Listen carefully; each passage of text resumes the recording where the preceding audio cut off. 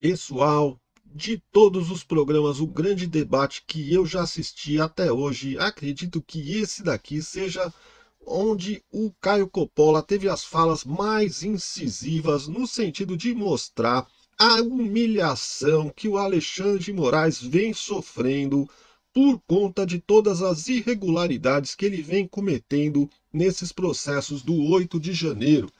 E ainda que culminaram agora, né, com a prisão do ex-presidente Jair Bolsonaro. Então, esse programa, o Grande Debate, foi incrível, pessoal. Nós vamos assistir juntos aqui, tá? Eu vou rolar o programa inteirinho para vocês, né? Todas as perguntas que foram feitas ali pelo apresentador, para a gente ver junto, porque foi sensacional. Realmente, esse foi um dos melhores programas, o Grande Debate que eu já assisti, né? E nesse tema tão atual, né, que é essa questão do golpe, né, do processo do golpe que pode terminar causando a prisão do presidente Jair Bolsonaro, né? Ele já está em prisão domiciliar, mas pode terminar com a condenação dele e futura prisão realmente em um presídio, né? Então, pessoal, vamos assistir junto aqui. Eu só vou pedir para vocês deixarem primeiro o seu like, se inscrever no canal, acionar o sininho das notificações e deixar o seu comentário, beleza? Então é isso aí, pessoal. Vamos lá, vamos começar a assistir aqui, porque foi demais esse programa. Vamos lá. Jair Bolsonaro deu motivos para a prisão domiciliar? É claro que não. É ilegal punir uma pessoa pelas ações de outra pessoa. Quem tiver dúvida é só olhar o artigo 5º, inciso 45 da Constituição. Mas vamos ao cerne da questão. Nos últimos dias, ninguém nesse país foi mais humilhado do que o ministro Alexandre de Moraes. O Alexandre de Moraes foi humilhado pelo governo da maior democracia do mundo ao perder o direito de pisar nos Estados Unidos da América. O Alexandre de Moraes foi humilhado pelas leis de proteção aos direitos humanos ao ser sancionado por violações à liberdade de expressão e ao devido processo legal via Lei Magnitsky. O Alexandre de Moraes foi humilhado pelo sistema financeiro, quando instituições bancárias se recusaram a mantê-lo como correntista e cliente. O Alexandre de Moraes foi humilhado pela torcida do seu próprio time, quando foi vaiado a plenos pulmões num estádio de futebol. E pior, o Alexandre de Moraes respondeu a essa humilhação se rebaixando ainda mais, fazendo um gesto obsceno, muito aquém do decoro que se espera, que se exige de uma autoridade judicial. O Alexandre de Moraes também foi humilhado pela imprensa internacional, que passou a tratá-lo como potencial ameaça à democracia. E aqui, destaque para The Economist e o The Wall Street Journal. O Alexandre de Moraes foi humilhado, quem diria, também pela imprensa nacional, quando os 3 principais jornais do país, o Globo, o Estado, a Folha, foram unânimes em criticar a prática de censura prévia nas suas decisões cautelares. O Alexandre de Moraes foi humilhado pelos seus pares no Supremo, que se recusaram a comparecer ao jantar oferecido pelo presidente da República em sua defesa. E foi humilhado novamente por esses mesmos colegas ministros quando eles se recusaram a assinar uma carta conjunta em apoio à sua conduta como juiz. O Alexandre de Moraes também foi humilhado pelo seu antigo subordinado do TSE, que, exilado no exterior, alegou que cometeu graves ilegalidades a mando do ministro e que em breve denunciará publicamente essas irregularidades. O Alexandre de Moraes foi humilhado pelo depoimento do delator, dos réus e das testemunhas do 8 de janeiro, que contradizem a narrativa do golpe imaginário, do qual Alexandre de Moraes é vítima e juiz ao mesmo tempo. O Alexandre de Moraes foi humilhado, especialmente humilhado, pela ausência de provas incriminatórias contra o réu Felipe Martins, que foi torturado na prisão e cuja irrefutável inocência escancara a perseguição política instalada no país. O Alexandre de Moraes também foi humilhado no Congresso Nacional, que já contabiliza 30 pedidos de impeachment à espera de julgamento contra Sua Excelência e 33 senadores publicamente favoráveis ao impedimento do ministro. O Alexandre de Moraes foi humilhado pelo povo nas ruas, que se reuniu aos centenas de milhares em dezenas de cidades para pedir o seu afastamento do poder pela via democrática. O Alexandre de Moraes foi humilhado pelas suas próprias palavras no passado, em vídeos resgatados de antigas entrevistas em que ele condenava a censura prévia e a corrupção dos governos petistas.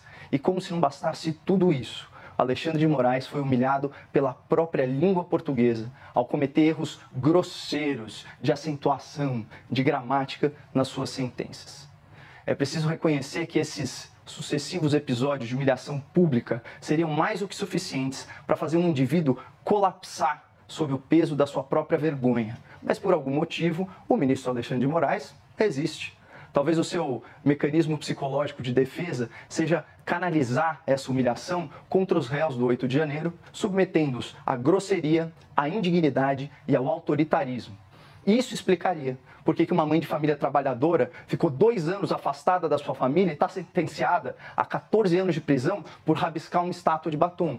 Isso explicaria por que um parlamentar está preso há 5 anos por crime de opinião, correndo sérios riscos de saúde, enquanto lhe é negado o tratamento médico adequado e necessário. Isso explicaria também por que um réu faleceu no cárcere e outro foi torturado. Isso explicaria muita coisa, inclusive a tornozeleira eletrônica e agora a prisão domiciliar imposta a Jair Bolsonaro. Mas o Alexandre de Moraes se esquece de uma coisa: a sua humilhação é somente sua. A sua humilhação pública não pode ser passada adiante. Ela não diminui quando ele abusa da sua autoridade para humilhar outras pessoas. A humilhação de Alexandre de Moraes é intransferível, assim como seus dólares. Zé, Jair Bolsonaro deu motivos para a prisão domiciliar? Olá, Leandro. Olá, Caio. Sem sombra de dúvida que sim. Apenas fazendo uma premissa preliminar, o Caio listou uma série de fatos, obviamente não haverá tempo possível para comentar cada um deles. Apenas digo o seguinte: se estivesse tão humilhado, como o Caio coloca, o Alexandre de Moraes, eu não teria o resultado de 61% da população brasileira, segundo a Folha de São Paulo de hoje, dizendo que não apoiará um candidato que quiser perdoar Jair Bolsonaro. Ou seja, 61% da população concorda efetivamente com a Folha de São Paulo, efetivamente com a punição a Jair Bolsonaro, e que isso não poderia ser cancelado. Isso mostra que efetivamente esse conjunto de afirmações sobre a humilhação de Alexandre de Moraes não cai efetivamente sobre a sociedade brasileira como um todo. Ou será que a Folha, quando fala alguma coisa, acerta, e quando fala outras, erra a critério daquele que analisa dentro de uma perspectiva ideológica? Não, isso é uma pesquisa, foi feita, não há no porquê duvidar. 61%, a maioria da população, acha que Jair Bolsonaro não pode ser perdoado. Logo, se Alexandre de Moraes é o principal construtor de um processo como relator, é porque, evidentemente, mesmo que se possa discutir aqui ou acolá uma questão ou outra, existe um respaldo para aquilo que está sendo decidido. Existe um respaldo para se dizer que houve uma tentativa de golpe de Estado, como disse a Polícia Federal, um órgão sério, e o Ministério Público. As provas são indiscutíveis. Existe um respaldo para se dizer que, efetivamente, há uma tentativa de coagir o Supremo Tribunal Federal articulado pela família Bolsonaro. Ou será que Eduardo Bolsonaro não está nos Estados Unidos induzindo, lutando para que puna o Brasil, puna você, aquele que nos assiste, aquele que não nos assiste, puna todos, para que, coagindo o juiz, coagindo o Supremo Tribunal Federal, nós tenhamos, então, uma decretação de uma absolvição, apesar das provas que existem contra o ex-presidente e todos aqueles que estavam com ele nesta trama diabólica do golpe de Estado. Ora, esse tipo de situação levou aqui a medidas cautelares. Porque o Supremo Tribunal Federal, nenhum tribunal do país, nenhum juiz permitiria ser desrespeitado, ameaçado, ofendido e coagido. Quem não se dá o respeito não se faz respeitar. O Supremo Tribunal Federal tinha o dever de tomar medidas cautelares em relação àqueles que estão ameaçando obstruir a justiça, ameaçando seus membros e instigando uma potência estrangeira a violentar a nossa soberania. Tinha o dever e fez. Alexandre de Moraes tomou uma decisão impondo medidas cautelares, o que foi respaldado pelos ministros da turma que aprecia este caso. Muito bem, e daí? E daí? Aí vem a pergunta. Havia motivos para a prisão domiciliar? Bem, tomando-se a decisão que foi respaldada pela turma do Supremo Tribunal Federal e que não é só monocrática do Alexandre de Moraes, mas foi respaldada por todos os ministros, o que eu tenho? Eu tenho efetivamente que havia motivos. Por que havia motivos? O que diz a decisão de Alexandre de Moraes, que nós interpretamos desde o primeiro dia, é que ele não poderia utilizar entrevistas ou utilizar as redes sociais para pura e simplesmente coagir o Supremo Tribunal Federal ou instigar a população a fazer. Era isso que não podia fazer. Claro? Pois ele fez. Num primeiro momento, ele esteve lá, uma fala na Câmara dos Deputados, mostrando sua tornozeleira, etc. Alexandre de Moraes pediu aos seus advogados que manifestassem, e os advogados disseram, olha, ele não tinha intenção, não era nada disso. E Alexandre de Moraes disse, bom, é um fato isolado, até agora ele vem cumprindo o direito, não vou fazer nada. Mas eis que, durante este fim de semana, nos atos que se promoveram para apoio, exatamente aquilo que Donald Trump fez em relação a violentar a soberania do país, ele utiliza sua imagem, saúda manifestantes pelo telefone. Clara transgressão à prisão domiciliar. Tanto isso é verdade que o próprio senador Flávio Bolsonaro, quando está contra o que estava feito, apaga o seu post, para que não houvesse prova da violação, mas a prova já havia. Então, portanto, motivos claros para a prisão domiciliar, indiscutivelmente, que acredito eu, haverá de ser respaldada também por esses 61% de pessoas que dizem que não se deve não punir Jair Bolsonaro. Agora, Caio, como a prisão domiciliar de Jair Bolsonaro impacta 2026? Na verdade, é uma tentativa de impactar a eleição de 2026, porque não se trata aqui simplesmente da prisão domiciliar, ou seja, uma restrição na liberdade de ir e vir, mas sim uma sanção de mordaça que torna o réu incomunicável.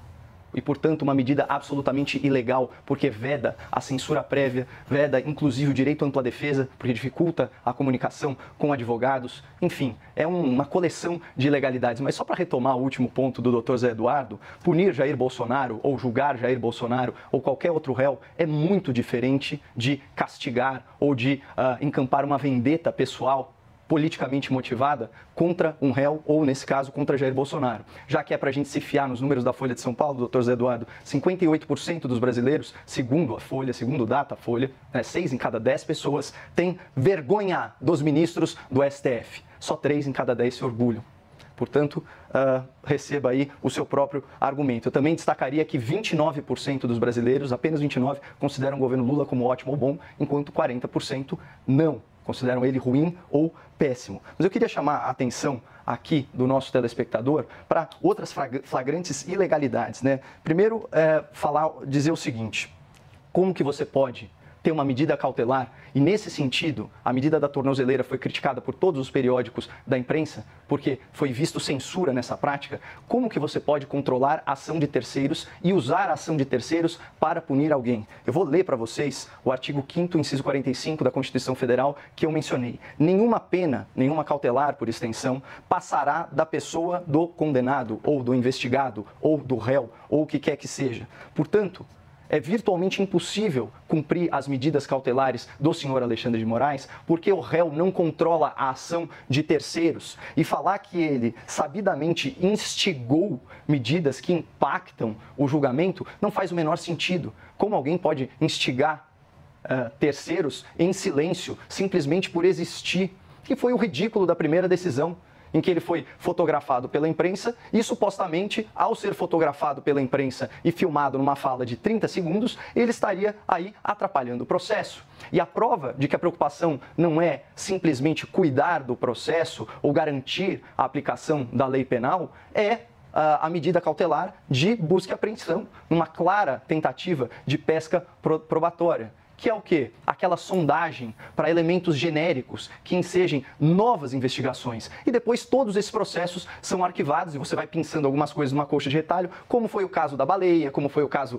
do cartão de vacinação, como foi o caso das joias, tudo isso arquivado para você montar uma narrativa de um golpe imaginário. Sem falar, só para fechar aqui o raciocínio, que isso é uma grande cortina de fumaça para as denúncias feitas pelo jornalista americano Michael Shellenberger, conhecido como Vaza Toga 2, que denunciam práticas fora dos ritos processuais, né? E eu faço questão de ler o que o juiz assistente do Alexandre de Moraes disse. Despeço-me aqui singelamente que nas audiências de custódia possamos dar a cada um o que lhe é de direito, a prisão. Isso daqui é pré-julgamento, isso aqui não é atitude de juiz de direito. Zé, como a prisão domiciliar de Jair Bolsonaro impacta 2026? Em muito, e por um aspecto que necessita ser explorado. Mas, em primeiro lugar, pesquisas, elas são o reflexo de um quadro de momento. A pesquisa que eu estou comentando é de hoje. Outras pesquisas que se referem a outros números têm que ser atualizadas para serem comentadas, porque podem ter alterado. Claro? Então, nós temos que olhar os dados de hoje para comentar. Talvez alguns dos dados que tenham sido citados já tenham sido alterados. Segundo lugar, salvo o melhor juízo, os advogados não foram proibidos de falar com Jair Bolsonaro. Me parece, estou citando de memória, que a decisão de Alexandre de Moraes claramente ressalva que os seus advogados podem falar com ele. Então, portanto, tentar radicalizar e desviar o conteúdo de uma sentença, de uma decisão, para dizer que há violação ao contraditório, à ampla defesa e à prerrogativa do advogado, não me parece correto. Isso está expresso nos termos da decisão, salvo o melhor juízo, se a memória não me trai. Outro aspecto, de fato, o Caio tem uma razão quando ele diz, não, realmente, o Bolsonaro não pode controlar terceiros. Sim, não pode, mas ele pode controlar o seu discurso. É essa a questão. Se uma pessoa sabe que está punida a incitar o povo contra o judiciário, ele pode falar o que quiser, gravar o telefonema que quiser. Só não pode gravar a situação que, em sendo divulgada, vai coagir sobre o Tribunal Federal. É simples. Ou seja, eu posso falar de tudo, posso fazer até análises quaisquer, mas não jogar efetivamente a população, através da minha fala, contra o Supremo Tribunal Federal. É isso que está proibido. O que foi proibido não foi ele falar com o filho ou o filho transmitir a imagem dele. Não. O que foi proibido foi a saudação que ele fez aos manifestantes contra aqueles que estavam lutando para coagir o Supremo Tribunal Federal e aplaudindo Donald Trump. É isso que ele não podia fazer. É isso que está proibido. Então, óbvio que ele descumpriu a medida cautelar. É evidente. E mais, medidas cautelares, elas são tomadas antes de julgamento, porque senão seriam cautelares, né? A cautela ela vem antes do julgamento final. Então não há nenhuma inversão de nada aqui, nem ofensa contraditória em ampla defesa quando se tomam medidas cautelares. Então, portanto, aí agora eu vou ao cerne da pergunta. Será que realmente prejudica as eleições? Eu acho que prejudica sob uma ótica interessante. Jair Bolsonaro já está fora das eleições, ele já é inelegível. Prejudica, todavia, porque esta prisão ainda coloca mais pimenta na divisão que hoje acontece com a extrema-direita. Nós temos visto Eduardo Bolsonaro criticar duramente Tarcísio, o Nicolas. Temos visto governadores recuarem, não irem ao ato do fim de semana. Ou seja, temos visto, por exemplo, o pastor Silas Malafaia criticar duramente setores da direita. Ou seja, esse processo, ele dividiu, ele fragmentou a extrema-direita na medida em que se esvai a possibilidade qualquer de uma influência de Jair Bolsonaro nas próximas eleições. E isto me parece muito claro, ou seja, este resultado é inafastável. A extrema-direita, que vinha compactando-se em torno de Jair Bolsonaro ao longo do tempo, perdeu seu líder. E ao perder seu líder, cada vez mais vê esse líder afastado do seu próprio movimento, com outros tentando ocupar esse espaço. Isso influenciará profundamente as próximas eleições. Sem embargo, de influenciar também, por outro aspecto, o desgaste que a extrema-direita está tendo. Eu, inclusive, quero ver com muita ansiedade como é que Trump será votado nas próximas eleições dos Estados Unidos da América. Já há analistas que falam que ele vai ser derrotado nas próximas eleições lá. Vamos aguardar, a vida dirá. Eu não tenho bola de cristal para antever o futuro, mas eu acho que tudo isso que está sendo colocado gera um efeito perverso para a extrema-direita e muito bom para a democracia. 3 segundos. É que eu realmente não sei o que o Bolsonaro falou. Rapidamente. O que ele falou? Ele saudou os manifestantes. O que ele falou, Zé? Manifestantes. O que saiu da boca dele? Ele disse oi? Ele está preso porque disse oi? Olá? Eles que estão aqui lutando pela liberdade. Não. Por favor, está nos jornais. Se você ler os jornais... Isso coage o Poder Judiciário? Tá bom. Ok, senhores. Se eu tenho uma manifestação que está coagindo alguém e saúda a manifestação, o que é isso? Coação. Óbvio. Coação, claro. Ok, muito bem, senhores. Óbvio. Vamos a um breve intervalo, mas no próximo bloco a gente repercute a prisão domiciliar de Jair Bolsonaro. Vamos ao debate. Zé, a prisão domiciliar de Jair Bolsonaro afetará a relação com os Estados Unidos? Antes, pegando uma rebarba no debate anterior, eu resgatei aqui a fala de Jair Bolsonaro e dou um exemplo aos senhores telespectadores e telespectadoras. Imagine que alguém esteja com uma arma apontando para alguém e diga, assina esse cheque. E alguém passa e fala, boa, vai firme, lute por nós. Ele está incentivando o ato de coação ou não? Ele não é um copartícipe desse incentivo do ato que coage? Bem, o que disse Jair Bolsonaro numa das suas falas, obrigado a todos, é pela nossa liberdade, sempre estaremos juntos. Uma manifestação estava protestando contra o Supremo Tribunal Federal, aplaudindo o Donald Trump pelas sanções, e ele fala, obrigado a todos, é pela nossa liberdade.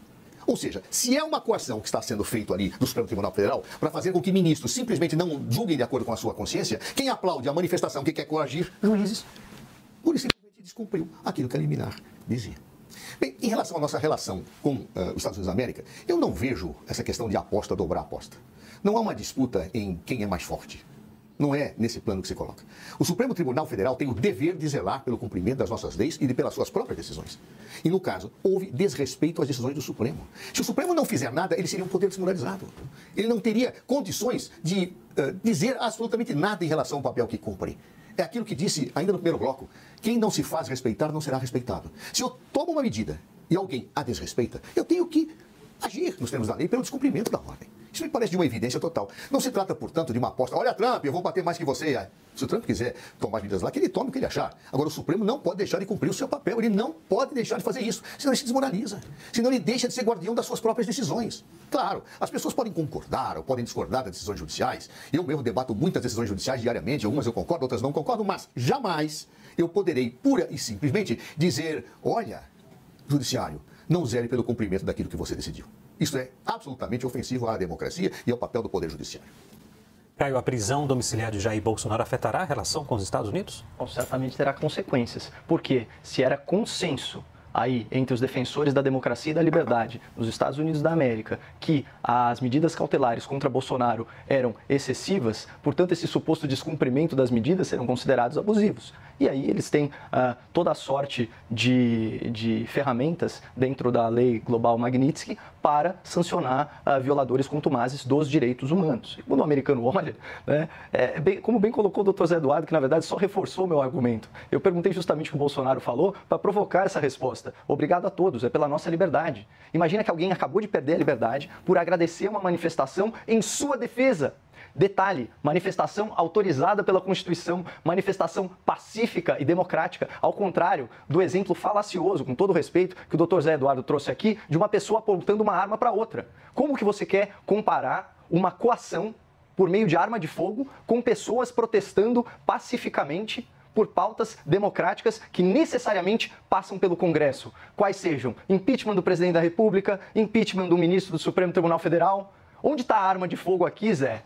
Ela não existe. É por isso que a maior democracia do mundo identificou um grande vício na nossa democracia e está tomando dentro da sua soberania e do sistema financeiro que opera com a sua tecnologia, lastreado na sua moeda, está sancionando violadores de direitos humanos que interferem, inclusive, na liberdade de cidadãos americanos, de residentes nos Estados Unidos da América e de empresas americanas. É disso que se trata. Então é evidente que a partir desse momento as sanções ao senhor Alexandre de Moraes tendem a escalar. E um detalhe importante, se ele mesmo, como disse inclusive o ministro Luiz Fux, ao assegurar a independência do judiciário, se ele mesmo assegura que as ações do governo americano não interferem no processo, então por que essa insistência de atribuir atitudes supostamente criminosas, por exemplo, a Eduardo Bolsonaro ou o próprio Jair Bolsonaro? Se é um poder independente que opera de forma autônoma, que história é essa de falar, não, isso daqui não interfere absolutamente nada, mas, por outro lado, você perseguir seus opositores políticos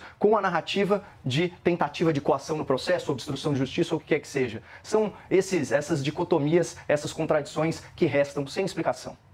Tá aí, pessoal. Tá aí, então, né? Você viu aí o Caio Coppola mostrando toda a incongruência dessa narrativa, né? Do Cardoso, né? O Cardosão tenta botar uma narrativa, mas é bem falaciosa, não para em pé, né? O discurso do Cardosão tentando defender o Alexandre de Moraes e tentando defender o STF.